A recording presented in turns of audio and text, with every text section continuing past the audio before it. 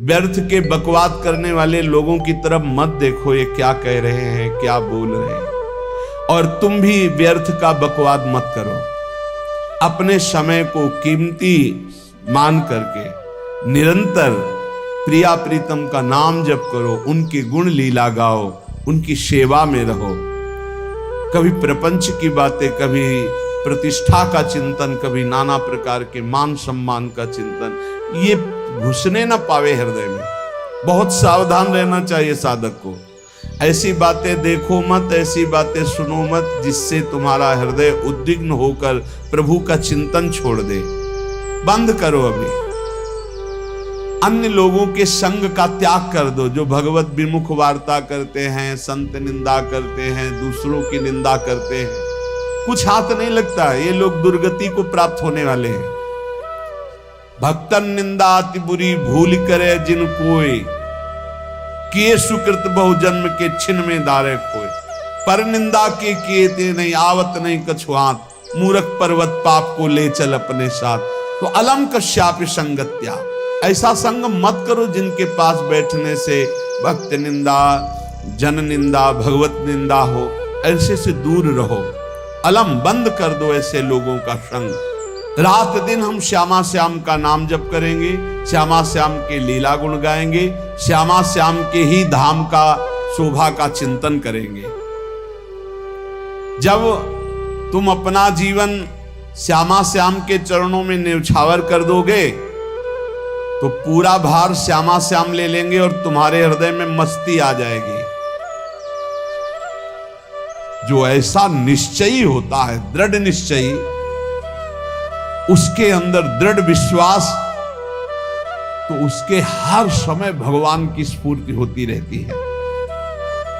भारी प्रतिकूलता में भी भगवान का सानिध्य अनुभव होता है। वो अनुकूलता में तो भगवान के दुलार को देखता है, लेकिन प्रतिकूलता में भगवान की विशेष कृपा को देखता है। ये संयोग, ये वियोग, संसार की ये द्वंद्वमयी वृत्तियां भक्तों के हृदय में नहीं चुभती।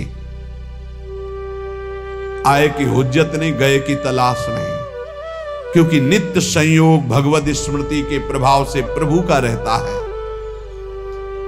शोक, विषाद बहुत ध्यान देने योग्य विषय है। तभी लोगों को ऐसा लगता है कि ऐसा कैसे हो सकता है। भक्त के चरित्रों को जब सुनते तो लगता है ऐसा कैसे हो सकता है, ऐसी परिस्थिति में भी ऐसा कैसे हो सकता है। क्योंकि तुम मानसिक बुद्धि से युक्त हो और वो भागवतिक स्थिति से युक्त है, इसलिए तुम उसको पार पा ही नहीं सकते। जब तुम अपना जीवन श्यामा श्याम के चरणों में समर्पित कर देते हो हृदय से, फिर उनकी कृपा से सब विघ्न दूर हो जाते, एक अपार मस्ती रहती है। नहीं तो शोक, विषाद, दुख, क्लेश, कष्ट, संताप, भय, उद्वेग, ये सदैव सताते रहते हैं। इसी से डिप्रेशन होता है। बार बार नकारात्मक चिंतन, शोक, विषाद, दुख, चिंता, क्लेश, संताप, भय, उद्वेग, यही पूरे मानसिक स्तर को नष्ट कर देते हैं। उत्साहहीन जीवन हो जाता है। जब तुम श्यामा श्याम को समर्पित हो जाते हो तो ये सब प्रवेश भी नहीं करते, एक अपार मस्ती बनी रहती। अब क्या होगा? श्यामा श्याम जो करेंगे वही होगा। श्यामा श्याम पता नहीं कैसा करे, नहीं, वो सदैव मंगल भवन है, वो जो करते महामंगल होता है। यह निश्चय उपासक के हृदय में आ जाना चाहिए। इसलिए अपना सारा मन, सारी बुद्धि, सारा जीवन, प्रत्येक श्वास प्रभु को अर्पण कर दो। फिर देखो तुम निहाल हो जाओगे। दुख, शोक, विषाद, क्लेश, कष्ट, संताप, भय, उद्वेग, ये उसी को व्यापते हैं जिसने अपने जीवन को प्रभु के चरणों में अर्पित नहीं किया। इसलिए तुम अपना सारा मन, सारी बुद्धि, सारा जीवन, प्रत्येक श्वास केवल प्रभु को अर्पित कर दो, फिर देख लेना। श्वास कैसे अर्पित की जाती? राधा राधा राधा। बुद्धि कैसे अर्पित की जाती? एकमात्र निश्चय कि भगवत सुख ही सुख है, ये जागतिक सुख सुख नहीं, ये दुख है, ये ऐसा दलदल है जिससे आप तक कोई नहीं निकल पाया। सारा मन, हम मन से केवल प्रभु का मनन करें, बार बार मन को संसार से हटा के नाम में, रूप में, लीला में, धाम में लगाएं। बहुत प्रसन्नता हो जाती है उस उपासक के हृदय में जो अपना मन बुद्धि प्रभु के चरणों में अर्पित कर देता। भगवान ने तो इसको बहुत उत्तम स्थिति बताया है कि मेरे से कभी वो अलग हो ही नहीं सकता यदि मन बुद्धि अर्पित कर दिया। मय्येव मन आधत्स्व मयि बुद्धिम निवेशय, तो निवशस्य मय्येव अत ऊर्ध्वं न संशया। बिल्कुल संशय नहीं, वो मेरे में ही निवास करेगा जिसने मन और बुद्धि अपनी मेरे में अर्पित कर दी। बहुत प्रसन्नता रहेगी उस उपासक के जीवन में जो अपने आप को मन बुद्धि सहित प्रभु के चरणों में समर्पित कर दिया है। भगवान का आश्रय लेने वाले की पहचान है हर परिस्थिति में प्रसन्न रहना।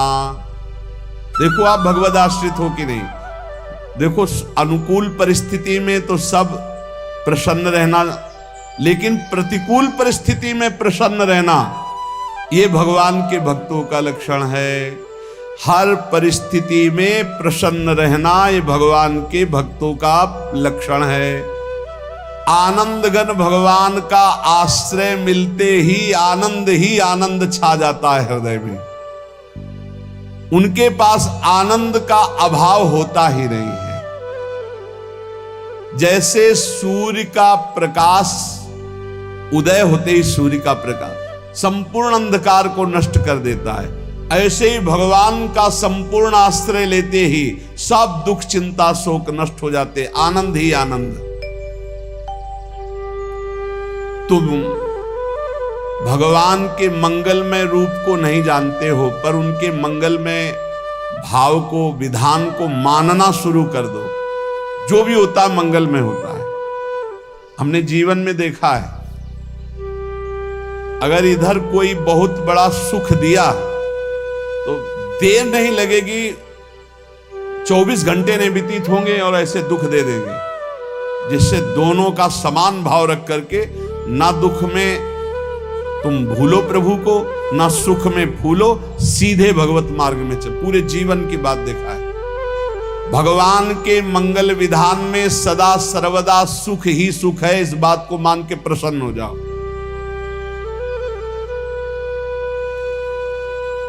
जब भगवान का भजन करने वाले की तन्मयता बढ़ती है भजन में, तो द्वेषी जन अपने आप तैयार हो जाते हैं। भक्त कभी किसी से द्वेष नहीं करता, अपने आप वो द्रोह करने लगते। तो नरसिंह मेहता जी से बहुत गांव के कई लोग थे जो जलते थे, ऐसे जलते थे कि अब क्या करें, कैसे मिटा दे नरसिंह मेहता जी को। उपाय तो मिल नहीं रहा था। तो एक दिन संतों की मंडली आई और उन्होंने कहा कि हम रास्ते में कोई चोर आदि धन ना ले ले, इसलिए यहां से किसी की हुंडी चलती है क्या द्वारिका में? पहले ऐसा था। बोले हाँ, हमारे यहां बहुत बड़े सेठ हैं नरसिंह मेहता जी, पर आप कहोगे वो मना कर देंगे।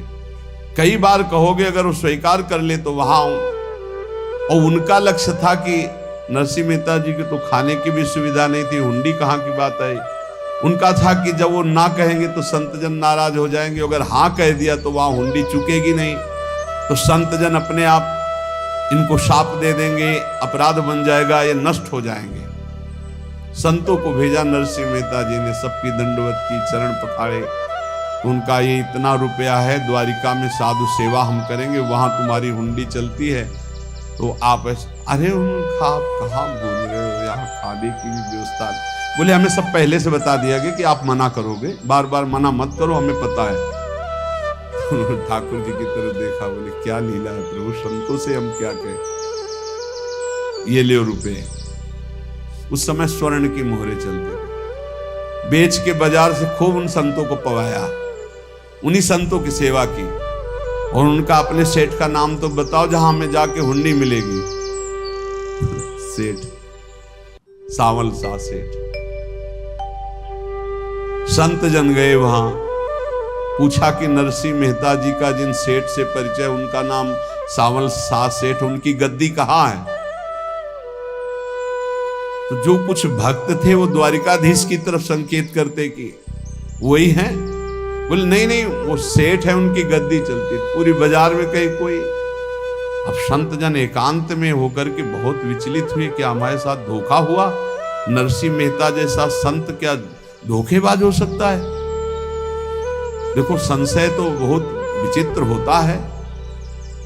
बड़े बड़ों को संशय हो जाता है। जब भगवती सती जी को संशय हो गया, राम जी को हे खग हे मृग हे मधुकर श्रेणी ऐसा पूछते हुए कि सच्चिदानंद कैसे हो सकते, तो किसी को हो सकता है, क्योंकि वो बुद्धि की अधिष्ठात्री देवी है। जो ही उनके मन में ऐसा आया कि क्या हमारे साथ धोखा हो रहा है, इतने में ही देखा जय हो सावल शाह सेठ की। सावल शाह सेठ तो देखा बढ़िया मुनीम जी उनके साथ, तो सेठ बस्ता लिए हुए मुनीम जी, सरकार इधर से चलो। तो उनका सावल शाह सेठ आपका नाम है? संतों ने कहा। बोले हाँ। बोले नरसिंह जी? हाँ। बोले आपकी हुंडी आ गई है। हुंडी एक कागज में लिखा कि ये हमारे सेठ जी को दे देना। वैसे लोग मुझे माखन चोर कहते, कोई कुछ कहता, लेकिन आपने सेठ बना दिया। जब आपने सेठ बना ही दिया तो अब कभी परवाह मत करना दो। और ये सेवक आपकी सेवा में सदैव तत्पर है। भगवान ने ऐसा लिखा। जो भगवद आश्रित है, एक बार ये चलता रहता है। जो संत जन होते हैं उनके विरोधी अपने आप बन जाते हैं, किसी से कोई मतलब नहीं, अपने आप विरोधी बन जाते हैं। कबीरदास जी का पूरी काशी में यश था। भजन करने वाले महापुरुषों का यश बढ़ता है जब, तो जो भजनहीन होते हैं उनके हृदय में जलन पैदा हो जाती है और उनको विविध प्रकार से फंसाना चाहते हैं, उनको कष्ट देना चाहते हैं। तो कबीरदास जी के यश को भूमिल करने के लिए कुछ ब्राह्मणों ने एक रचना रची। मुड़ मुड़ा के कबीरदास जी के शिष्य बन करके पूरी काशी के सब आश्रमों में निमंत्रण दे आए। कल भंडारा है, संत सेवा है, सबने स्वीकार किया। कबीरदास जी अपनी दिनचर्या करके निकले तो संत मंडली आने लगी। बोले कै बजे सेवा है? साधु सेवा। बोले कौन सी साधु सेवा? बोले कल आपके शिष्य जन निमंत्रण दे के आए, पूरी काशी के सब संत आ रहे हैं। कबीरदास जी ने कहा हाँ, तो एक की भी व्यवस्था नहीं, पूरी काशी के संत आ रहे। अच्छा, समझ में आ रहा है, लीला बिहारी तुम लीला करना चाहते हो। गए अपना निकल गए गंगा किनारे, एक झाऊ के नीचे बैठकर अपना भजन ध्यान में मगन है। 11-12 बजे तो उन्होंने देखा संतों की मंडली काशी तो बहुत।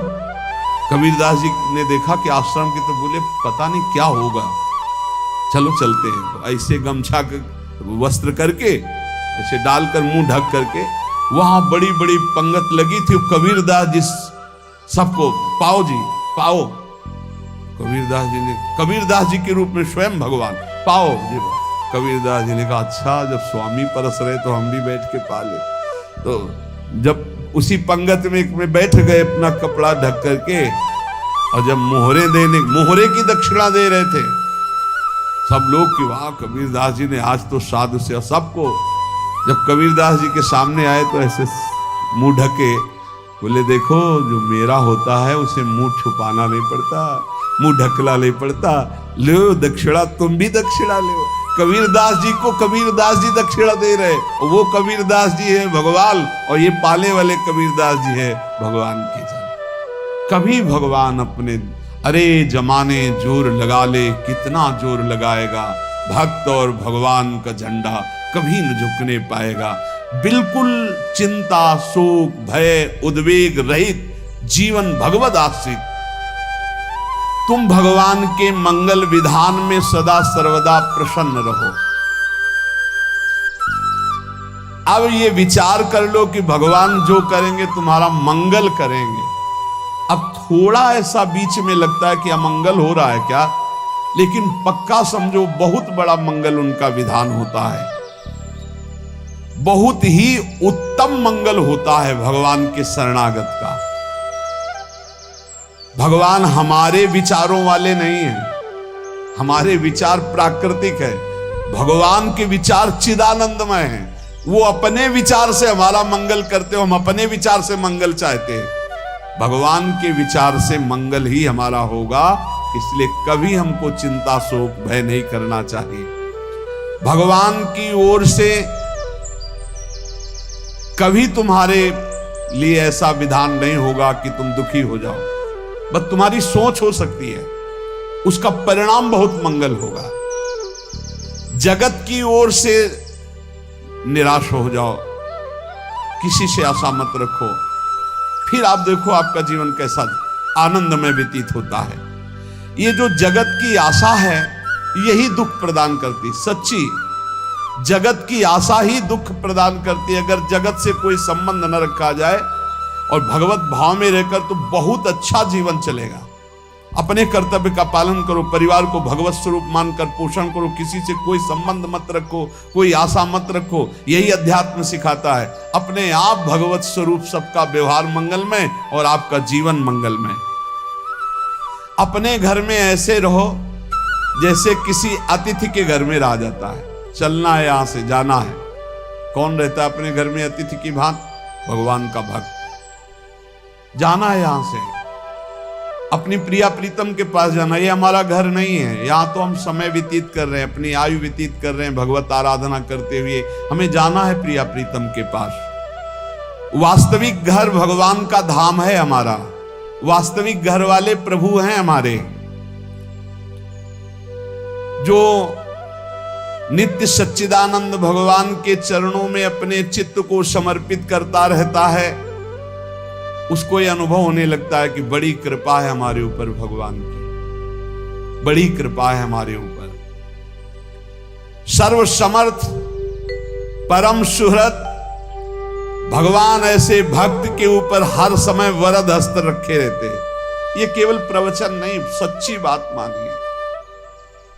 ऐसे भगवान का वरद हस्त हर समय रहता है। जब भगवान की छत्र छाया में भक्त अपने को देखता है तो आसपास घोर विपत्तियों का भी समुदाय हो तो भी वो आनंद में मगन रहता है। हर हालत में आनंदित रहना ये भक्त का स्वभाव है। भगवान ऐसे भक्तों को प्यार करते हैं जैसे कछुआ अपने अंडे को बाहर रख आवे और रात दिन उसका चिंतन करे। जब भक्त भगवान को समर्पित होता है तो भगवान रात दिन उसकी ऐसे चिंतन सुरक्षा करते हैं।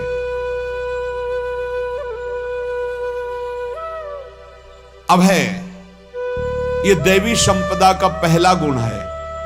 ये भगवान के शरणागत पर जागृत हो जाता है, वो भयभीत नहीं होता, किसी भी उससे भयभीत नहीं होता। यही डरप हरिवंश हित जिनो भ्रमय गुण सलिल पर।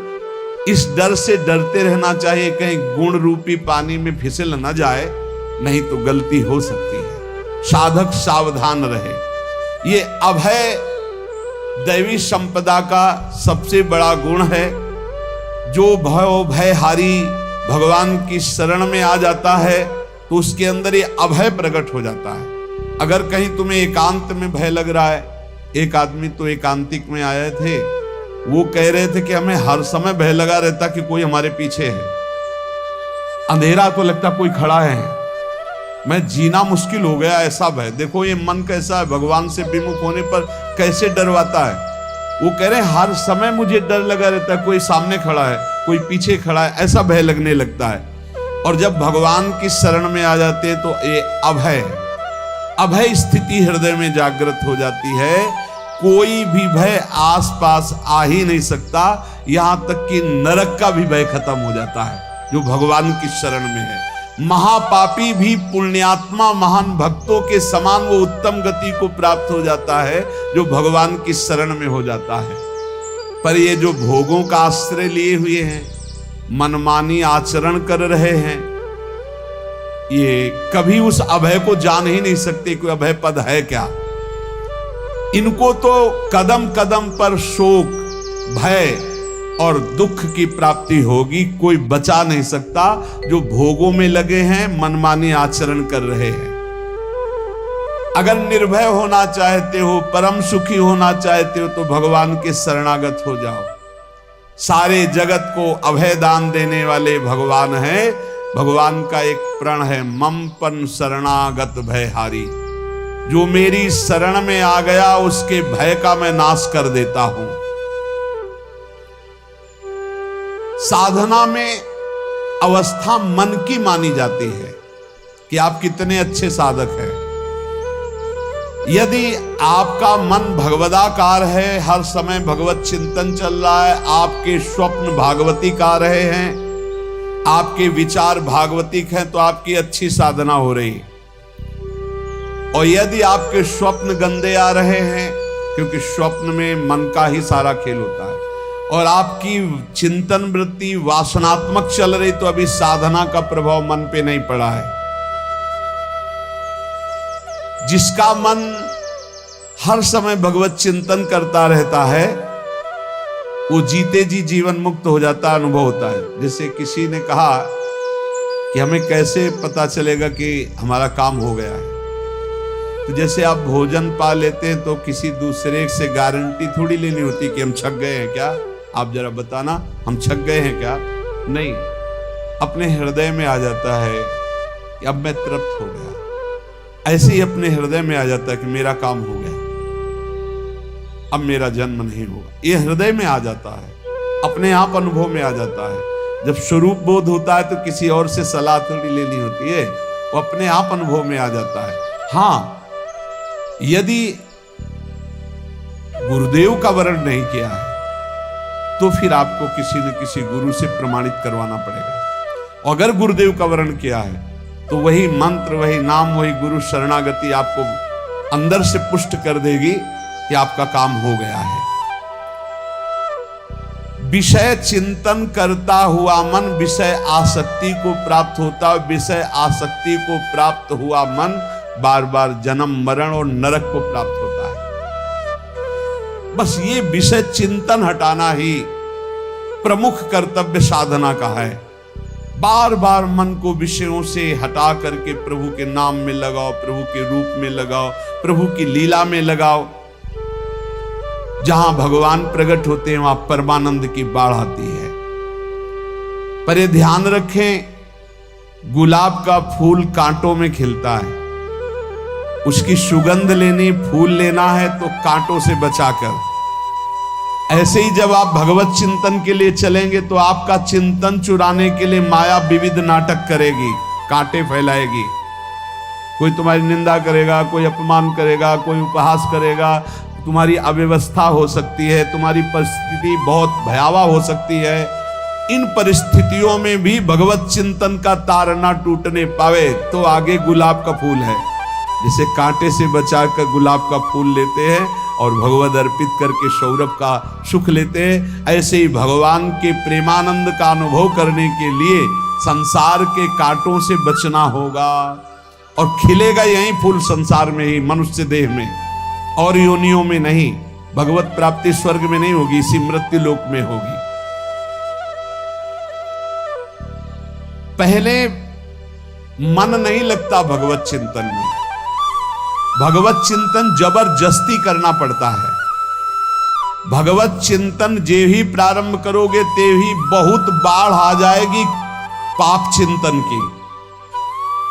ध्यान दीजिए, बहुत लोग प्रश्न करते रहते हैं कि हम जब भजन में बैठते हैं तो बहुत गंदी बातें आती, मन बड़ा चंचल होता है, भाग जाता है। ऐसा प्रारंभ में जब कोई भगवत चिंतन प्रारंभ करता है तो उसका मन विषयों में भागता है, गंदी बातों में भागता है। अब लोग कहते पहले तो हमारा चिंतन बढ़िया होता था, अब चिंतन नहीं होता, तो कोई सिद्ध पुरुष थोड़ी हो गए। तुम्हें जबरदस्ती चिंतन करना होगा। जगत के प्राणी में जहां मन जाए तो इसमें भी भगवान, पदार्थ में मन जाए तो उसमें भी भगवान, जहां जहां मन जाए वहां वहां भगवान देखो, या मन को हटाकर नाम मंत्र में लगाओ। ऐसे भगवत स्मृति जागृत की जाती, बार बार प्रयास करना होता है। कई लोग ये प्रश्न करते हैं कि हमसे बड़े पाप हो गए तो क्या हमें भगवान की प्राप्ति हो जाएगी? तो यहां कह रहे हैं भगवान किसी के पूर्व जीवन को नहीं देखते हैं, वर्तमान के भजन को देखते हैं। पकड़ो इस बात को। अगर वर्तमान में आज आप सुधर गए हो, नाम जप कर रहे हो, तो आप भक्त हो। ये गीता जी में भगवान ने कहा, अपिचेत सुदुराचारो भजते माम अनन्य भाग साधुरेव समंतव्या सम्यक व्यवसिता। ऐसा बहुत दुराचारी पहले रहा है, बाद में उसके मन में आ गया कि भगवान के सिवा हमारा कोई कल्याण करने वाला नहीं, हमारा कोई नहीं, तो भगवान कहते हैं मैं उसे साधु ही मानता हूं, उसे साधु बना देता हूं। भगवान किसी के पूर्व जीवन को नहीं देखते। बहुत बढ़िया बात है। कल तक हम क्या करते रहे भगवान नहीं देखते, आज क्या कर रहे हो ये देखते हैं।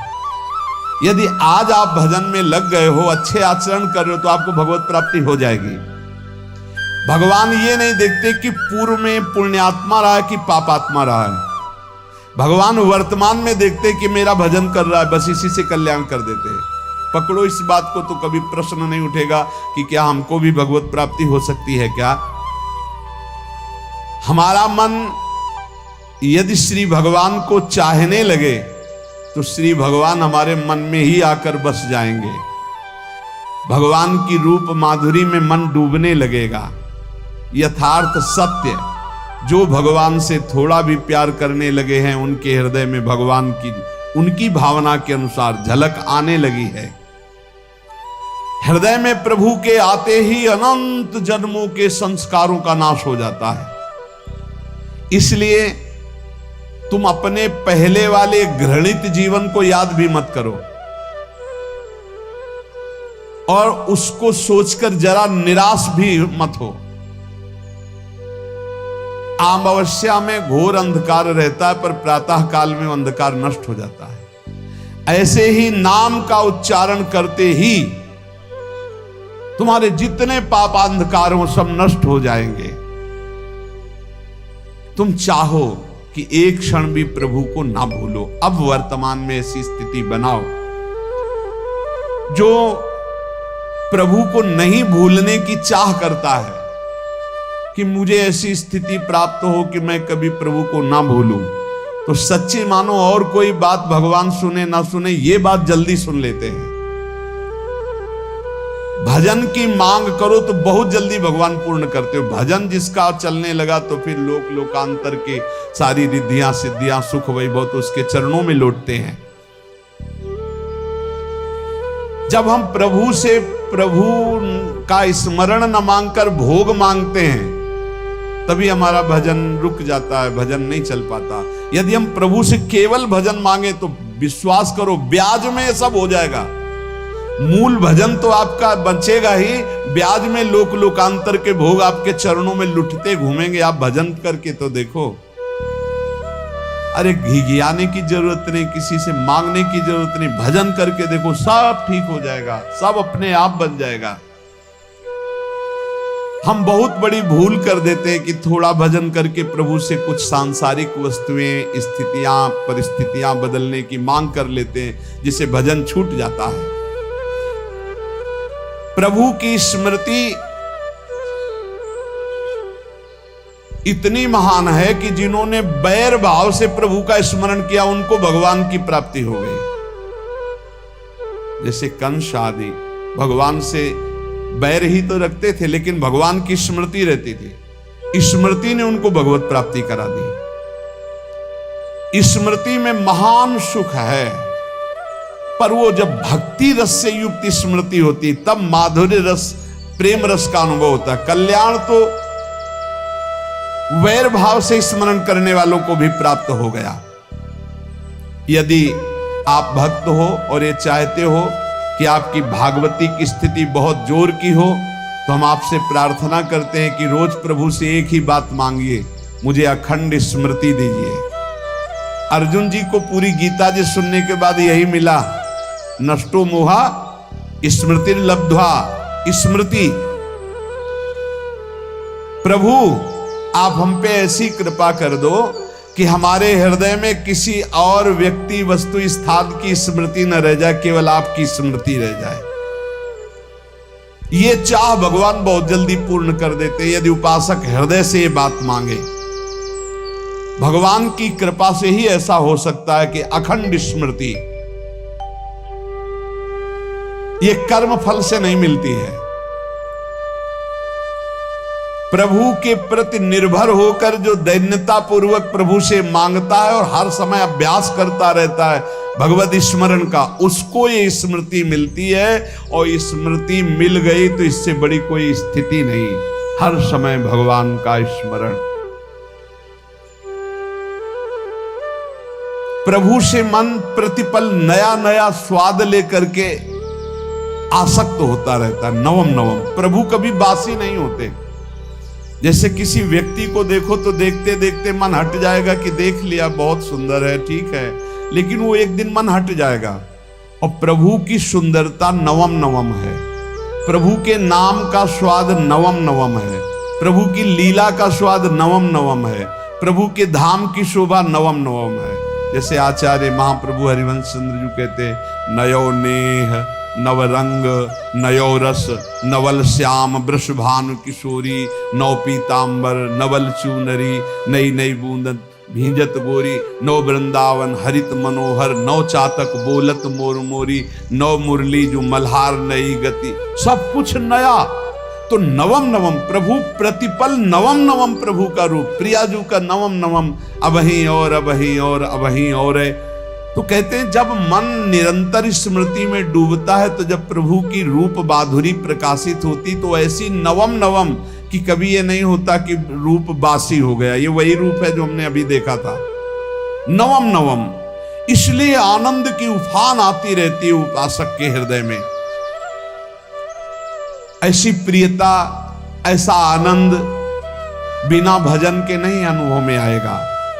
इसलिए तुम विश्वास करो, तुम्हें बहुत सुंदर सुख मिलने वाला है, आगे अपार सुख मिलने वाला है। ये थोड़ा दुख का समय काट लो, जब तक जीवन है ये दुख सुख की लहर आती रहेगी, आप इसको सह जाओ, आगे बहुत आनंद है, विश्वास मान लीजिए, बहुत आनंद है। जो ये विश्वास कर लेता है वो प्रभु के मार्ग में चलकर प्रभु को प्राप्त कर लेता है। नहीं तो इतने रोड़े हैं कि आप ऊब जाओगे, बहुत रोड़े हैं। जो प्रभु के मार्ग में चलता है तो माया के बहुत से पार्षद अपना प्रभुत्व दिखाने उनके पास आते हैं, महिमा अपनी दिखाने, पर वो किसी वस्तु, स्थिति, अवस्था, प्राणी, पदार्थ का प्रभाव स्वीकार ही नहीं करता, क्योंकि भगवत स्मृति परायण है, भगवान की कृपा पर विश्वास है, इसलिए उसको कोई फंसा नहीं पाता। वो नित्य निरंतर प्रभु से घुला मिला रहने के कारण उसकी मस्ती में कोई फर्क नहीं पड़ता। माया का प्रभुत्व रखने वाले उसे फंसाने की चेष्टा करते हैं, पर उस पर किसी का असर नहीं होता, वो कहीं लिप्त नहीं होता, वो कहीं दुखी सुखी नहीं होता, वो हर समय प्रसन्न रहता है। तुम देखो, हर समय प्रसन्न रहते हो? यदि नहीं तो तुम किसी व्यक्ति वस्तु का आश्रय लिए हुए हो, प्रभु का नहीं। अगर हां तो हर समय प्रभु का स्मरण चलना चाहिए, हर समय प्रभु के आश्रित हो, फिर देखना ये आनंद, ये प्रसन्नता क्या रूप रखती है। बड़े बड़े मस्त संतों को देखा, मस्त ऐसे उन्माद में मस्त है, उस सुख के लिए ललचाओ, कब तक जन्मते मरते रहोगे, कब तक बार बार दुख भोगते रहोगे, कब, बड़ा प्रपंच है ये। भगवान का स्मरण परम पुण्यात्मा पुरुष का हृदय माना जाता है, बहुत पवित्र हृदय, बड़ा पुण्यात्मा हृदय जिसमें भगवान का स्मरण। भगवान का विस्मरण पापात्मा पुरुष, भयानक विपत्ति, दुर्भाग्य आते हो। सुदृढ़ निश्चय करो, अब हम भगवान के स्मरण में अपना समय व्यतीत करेंगे। मेहनत करो, कार्य करने के लिए कोई मना नहीं, आप नौकरी करो, किसानी करो, व्यापार करो, पर अंदर अंदर भगवत स्मृति ही सबसे बड़ी स्थिति है। अब चाहे हम जीवित रहें, चाहे हमारे मरण जैसी विपत्ति आ जाए, चाहे सब हमसे हट जाए, चाहे सब हमको नमन करें, अब हम दृढ़ निश्चय करके केवल भगवान के स्मरण करते हुए इस संसार के बीच समय व्यतीत करेंगे। अब हम चूकने वाले नहीं। ये नियम लीजिए, चाहे जीवन रहे या ना रहे, चाहे मरण जैसा कष्ट आ जाए, चाहे सब वियोग हो जाए, सब चले जाए, चाहे सब संयोग हो जाए, सब नमन करें, अब हम प्रभु का स्मरण नहीं छोड़ेंगे।